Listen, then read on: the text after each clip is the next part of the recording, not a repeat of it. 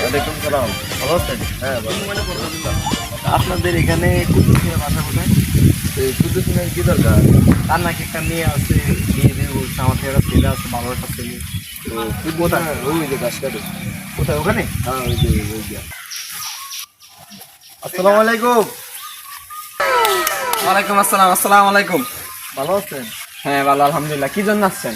আসছি, তোমার নাকি একটা মেয়ে আছে, বিয়ে দিয়ে বলছিল আমার থেকে একটা ভালো ছেলে আছে। ও আচ্ছা আচ্ছা, হ্যাঁ আসা আমার একটা মেয়ে ছিল, তো মেয়ে আসেন বসি, এক সাইডে বসি, বসে কথা বলি, আসেন চলো আসেন বসি।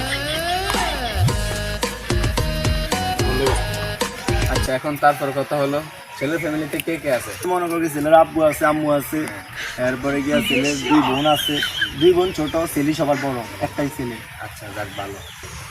তো গটার সাপ ছেলে কোন পর্যন্ত পড়ছে? ছেলে তো ইন্টার ফার্স্ট ইয়ারে পড়ছে, বুঝছো?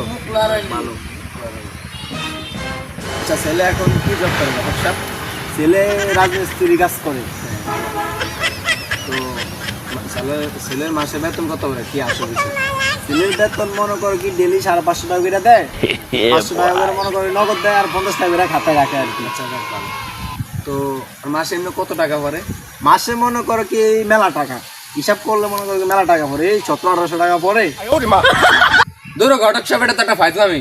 ছেলে মাসে 1700-1800 টাকা বেতন পায়, আমি তো বুঝি মাসে 17,000-8,000 টাকা বেতন পায়। তো এই মেয়ে এই টাকা দিয়ে তো মেয়ের সংসার চলবে না। কি বলো, আজকাল চলে তো এই যে না না না, আমি এইভাবে মেয়ে দিতে পারবো না ঘটক সাহেব। আমি আপনাকে ফোন